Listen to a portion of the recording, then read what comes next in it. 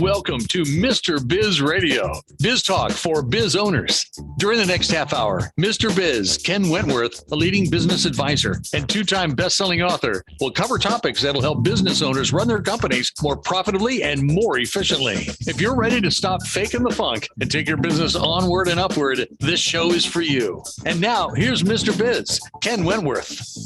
All right, welcome back to another episode of Mr. Biz Radio with me, Mr. Biz Ken Wentworth. And for those watching on our new channel, Mr. Biz Network, the Mr. Biz Radio series, this is our first actual, we've loaded some shows on, but they were prior shows. This is actually the first show on the new network with the series of Mr. Biz Radio series. We're hoping to be able to do it in our new studio. Unfortunately, as many people are experiencing right now, we had some shipping delays on some equipment. So we weren't able to have our guest this week in our new studio. And for those watching on TV or on YouTube or wherever, video-wise, I've got a new aerodynamic look. Yes, I have shaved my head. And actually with the screen behind me, it makes it look even a little crazier, I think, especially when I do all this. But anyway, this week we have a return guest, and I want to have Mr. Peter Margaritis back on the show because he has recently released a book that is going to be something that will resonate with each and every one of you, no matter where, if you're a business owner, entrepreneur, in the corporate world, it doesn't matter. This book will resonate with you. I got an advanced copy of the first several chapters of it. And gosh, I guess probably a couple months ago now, maybe 3 months ago now. And it's fantastic. So I wanted to have him on, talk through the book, because I know it'll be helpful for you guys.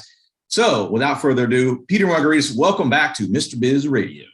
Thank you very much. I'm looking forward to our conversation.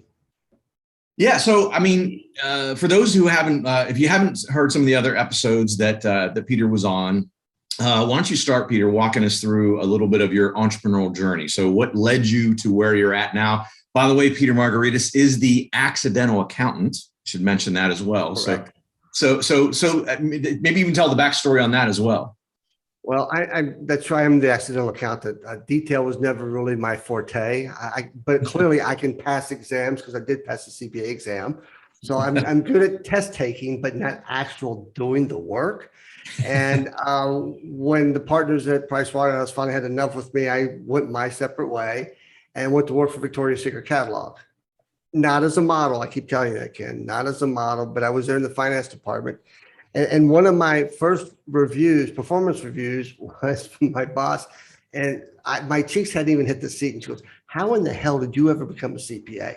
CPAs can get down in the deepest part of a spreadsheet. I can get you back this far. You're an accidental accountant." That was the nicest thing she had said to me all year long. But what I shared with her is that accountants have a stereotype within organizations. The CPA has a stereotype.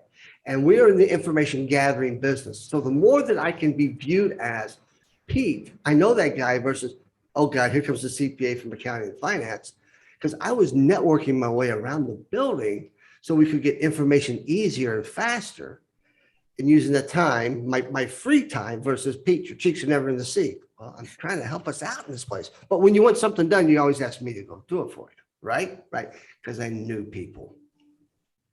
Well, and I mean, I think it's a lot of your personality that comes through is that you are not, at least in my view, in my undergrads in accounting, I never did my CPA. My CPA story, Pete, and I can't remember if I told you this before at lunch or whatnot, but I graduated, and my undergrad was in accounting. I got a job in accounting and at Bank One. Back then it was Bank One. Mm-hmm. And, you know, the normal path is you go get your CPA, et cetera, et cetera. So I'm like, okay, so I'm going to do this. I went to, and I don't even know, gosh, this is probably going to date me too, but back then the top study group or study books and things like that for CPA was Becker. Right.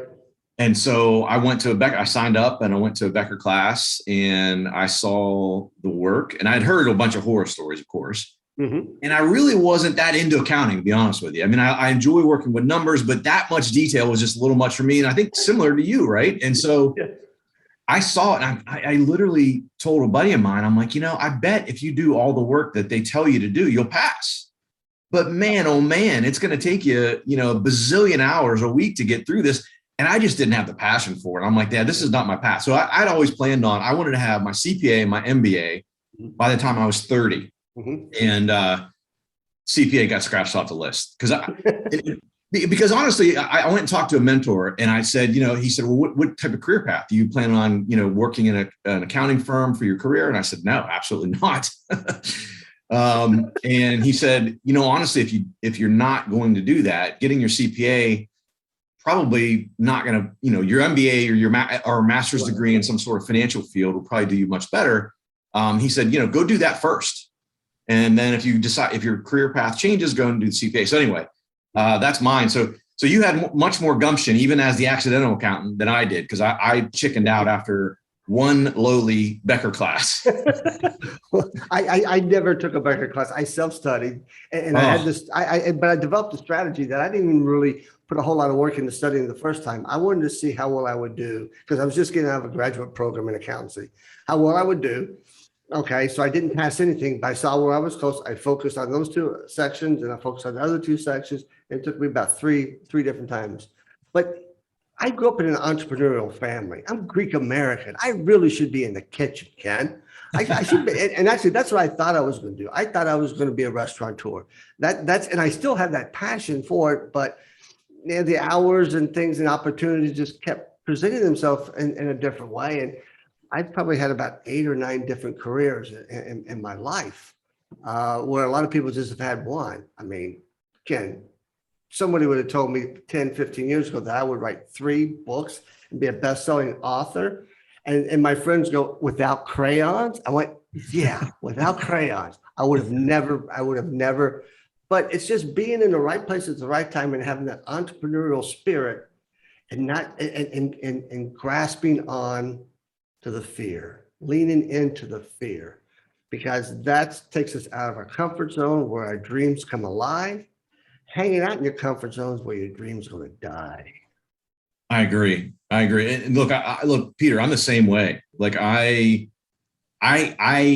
cannot stand writing. And I've written 2 books, and I got a 3rd that's coming out here in a few months, and I've got a 4th. It's in draft mode that I kind of put on the back burner because I wanted to change the order of releasing and all that stuff. Same thing. I mean, I cannot stand writing, but I developed a little system of how to write a book for me that works for me. It's still painful, but it's not as painful. And but I get it. Like again, back in my corporate career before I left JP Morgan, if someone would have told, said, oh my gosh, I mean, I just left JP Morgan. It's been 6 years, almost 6 years to the day. I mean, I'm a couple of weeks shy of the 6 years that I would have written a couple books and all this other crazy stuff that has happened. Like you said, it's just, you roll with the punches and you kind of figure things out as you go along. And I think that's the interesting part about it. So I should mention, so we've got to head to a break here, but go out to petermargaritis.com to find out more. You can see the book there, which the name of the book is Off Script, Mastering the Art of Business Improv. But if you got to Peter, there you go. If you go out to petermargaritis.com, you can find out more there. Follow Peter on LinkedIn, Twitter, Instagram, and Facebook, of course. And we're going to come back after the break. We'll give the Mr. Biz Tip of the week, of course, and then we're going to dig into this book. And we're going to talk through in the 3rd segment, of course, how to master the art of business improv and what that means. Like, what the heck does that mean? You see these improv shows and comedy and things like that. What does that mean? So we're going to hit a break now, come back after the break, and continue talking with Mr. Peter Margaritis. Business owners have a continually growing to-do list with little time for revenue-producing activities. With Check Off Your List and their experienced team of virtual assistants, you can focus on growing your business. Visit checkoffyourlist.com to learn how Check Off Your List skilled team can handle your day-to-day tasks like social media, bookkeeping, calendar maintenance, and much more. Contact Check Off Your List at checkoffyourlist.com or call 888-262-1249 to see how their virtual assistants can help you live to work rather than work to live. Thank you for listening to Mr. Biz Radio. Did you know our show airs 7 days a week for more than 30 hours now? If you are in the B2B space and would like to reach thousands of business owners every week, including our more than 250,000 social media followers, our thousands of daily internet radio listeners, our email list fans, and Mr. Biz Solutions members, email us at info@mrbizsolutions.com to become a sponsor. Tap into Mr. Biz Nation to help grow your business. Check out both of Mr. Biz's national best-selling books, Pathway to Profits and How to Be a Cash Flow Pro on Amazon. Now, once again, here's Mr. Biz. All right, welcome back to the show. It's time for the Mr. Biz tip of the week. And this week's tip is actually a quote from one of our former guests, none other than Mrs. Elena Cardone, Grant Cardone's wife. And I've heard her speak, and she mentioned this at, I can't remember if it was at GrowthCon or where it was, but I immediately jotted it down. I'm like, man, I gotta use this as a tip. So it's the first time it's been a tip. So we change up the tips every year and everything. But the quote is, "Be tough enough to take a hit and strong enough to deliver a blow." Tough enough to take a hit, strong enough to deliver a blow. Obviously, not metaphorically speaking. I'm not talking about violence. We don't need any of that, Peter. Right? We don't need any of that. No. But again, quote from Mrs. Elena Cardone. Love that, and I think it's very spot on with entrepreneurship as a business owner. You got to be able to take those hits because they are going to come. It's just inevitable. I don't mean to be negative. It's just the reality of the situation. And then you got to be ready to, deliver that blow, seize those opportunities when they come and present themselves. Just like, Peter and I were talking about during the first segment of writing books, like neither of us ever expected to do any of that kind of stuff. So that is the Mr. Biz tip of the week. So Peter, let's talk about the book. So first of all, I mean, in the third segment, I want you to give us some tips on how to master. So I don't want you to give away any of that stuff, but what led you, so after writing your first two books, what led you to this book? Why did this topic sort of speak to you and you wanted to write a book about it? Well, the first book was Improv is No Joke. So when I wrote that, it was my first book, and people said, "Hey, very nice. I really enjoy some organizations. I would go in and help them with it." That was the first step into busting that myth of improv is not about comedy. And the way I'm looking at it, improv is a leadership tool. And when I was done with it, I had some people come up to me and go, you need to put a little bit more business into it. You can write it more towards the business audience. And another person would say that. And then my brother-in-law, Clyde, said, "Pete, love the book. You need to write it for business. Go get it done." Yes, sir. A great guy. And what I did is I put taking the number out of numbers before that because I needed time to research and dig and find articles and stories to really break that myth that improv is made up. And I came across this one story about how Martin Luther King improvised the "I Have the Dream" speech. And that's how it's titled in Forbes. That's how it's actually titled. There's so much written about it. It's the best kept secret. Because as I kept digging, yeah, the night before the march, he and his people were working on the speech. And one of his handlers said, "Let's take out this 'I Have the Dream' piece. We've been using it for 6, 7, 8 months. Let's put something else in there," because the title of the speech then was "Normalcy, Never Again." So if you watch the video that day, you can see Dr. King, his head up and down, up and down. He's reading it, but he's not getting the response back from the audience that he hoped for. About 2/3 of the way through, he hesitates for a moment. You don't hear it on the video, but Mahalia Jackson was the gospel singer for him that day, and she said, "Tell me about your dream, Martin." Now, people around her heard her say that, and at that point in time, Dr. King looked down at his notes and pushed them aside, and brought in the "I Have the Dream" piece. He didn't have it in his prepared notes, but he improvised it. He brought it in order to engage that audience. And wouldn't that be great if business leaders could do the same thing? Realize that the script that they've written is not having the impact on the audience, and change their cadence, change it up to impact the audience. But a lot of times we're thinking about ourselves, and this is what I've written. But it's not about you. It's about the impact that you're having on that audience, and to be able to adapt to something different, to inspire, to motivate, to move them. Well, I mean, look, all the business owners out there that started your business and everything went exactly as you thought it was going to be, raise your hand. Okay, exactly. That's the whole point, right? And so improvisation is, whether you realize it or not, is an absolute necessity as an entrepreneur, as a business owner, as a parent, as a spouse, as a son, daughter, as everything in life. I mean, it doesn't always work out. Most of the time, it doesn't work out the way you expect. Unless it's some, small thing that you can, pretty well predict. But so that's what meant by in the outset when I said this is going to be something that resonates with everyone. It doesn't matter what you do. You don't even have to be a business owner, because again, Grant Cardone talks about everyone's a salesperson. Mm-hmm. You might not realize it, but you are selling your kids on eating green beans. You are selling your wife on the certain movie you want to watch. Mm-hmm. You are selling, and selling requires improv. Right.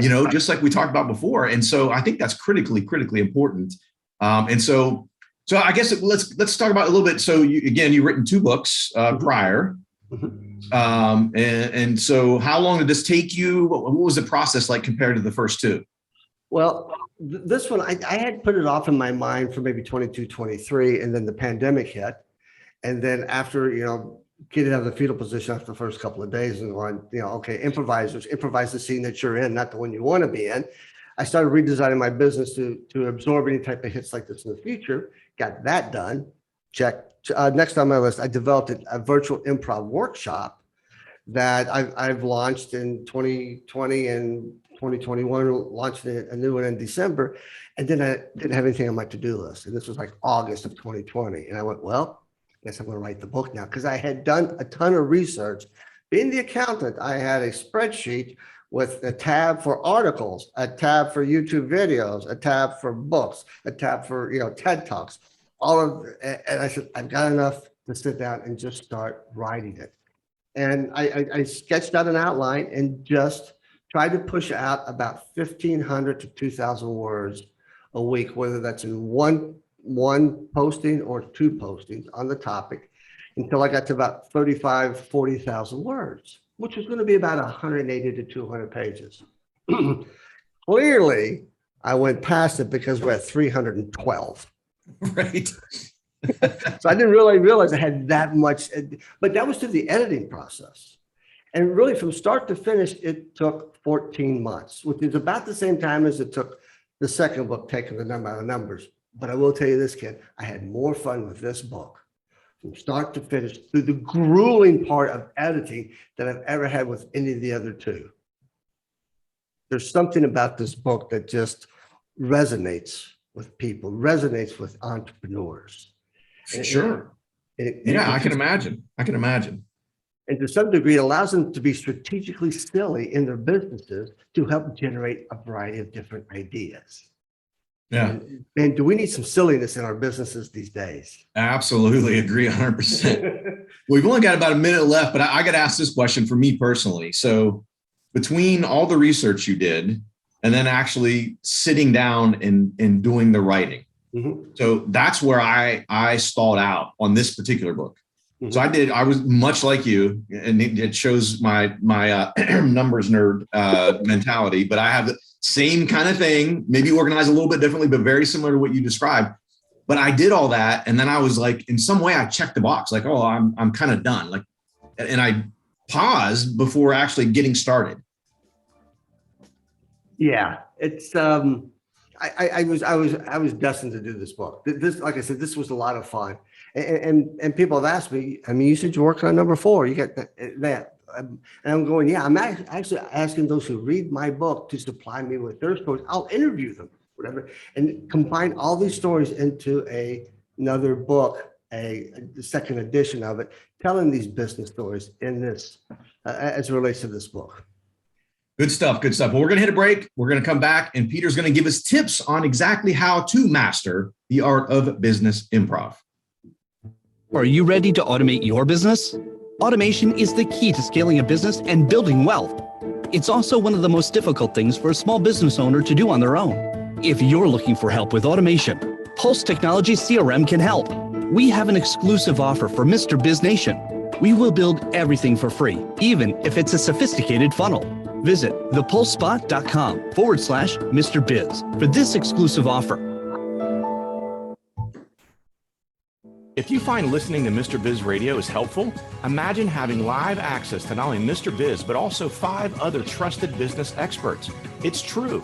You can have live access to your very own CFO, plus a business attorney, a website and digital marketing expert, a sales and growth guru, a financing professional, and a customer experience master.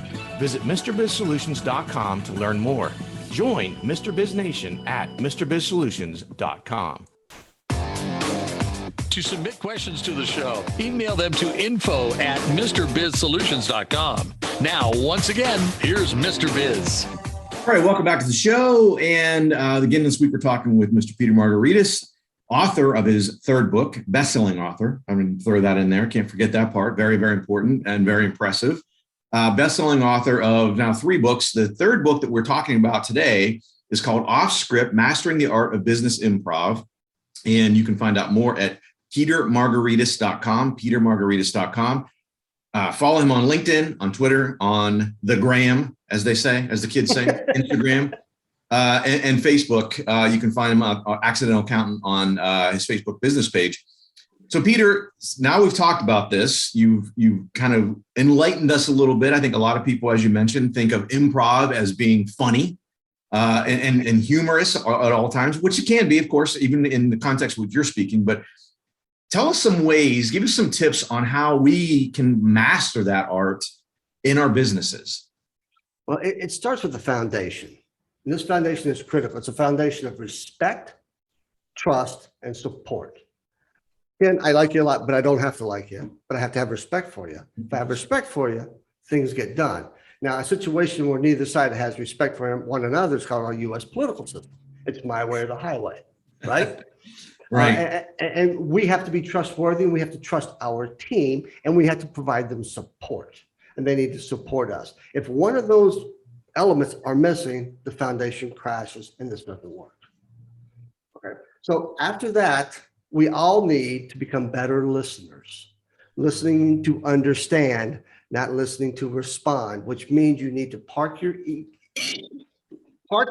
ego over there and be completely present, which is the second part of this, present in the moment, so you can understand what the person is trying to say by getting rid of a lot of the distractions that are going on in your head. When we do that, we can adapt to any situation in the moment when it comes to us. But here's the critical piece. 2 magic words: yes and. Not no because, not yes but. Yes and's about agreement, but not always agreeing. Yes and is about empathy, understanding how somebody feels in their shoes. Yes and is about creation. Yes and is about opportunity. Or think of it this way. Ken, you're on vacation. You're sitting at the beach at 5 a.m. And when that sun rises, isn't the sunrise the ultimate yes? That we've got another day. It's another opportunity. What am I going to get done today? Because without the sun, we can't survive. And if we take that yes and approach and go, okay, well, somebody say, well, what if it's raining? The sun's still out there. It's still there. Right. We just have, just like the turbulence and stuff that happens in our business, we still have to keep that positive mental attitude. Yes, and that's what has helped me in my business, because I lean into that fear. I lean into that unknown. I take risks. Some of them don't work. That's fine. I failed. First attempt in learning. I remember that, and I'll go back and fix it and try to. It's having that. It really comes down to how well a listener you are, how well that you understand what somebody else is saying, and it's really, really hard because we have biases that we have agendas, we have egos that we want to see done. But if we can take, this was a quote that I came up with: the collective knowledge outside of your office far exceeds the collective knowledge inside of your office. Go seek out the solution. But a lot of times leaders want to lead from the top down versus going out and getting feedback from their people. We see this with the Great Resignation. Jamie Dimon said, hey, everybody's coming back to the office. And people go, I'm out of here. Survey your people, talk to your people, have that respect, that trust, and that support for them. Because again, we're in the people business. Without people, we have no business. And that is the essence of improv leadership.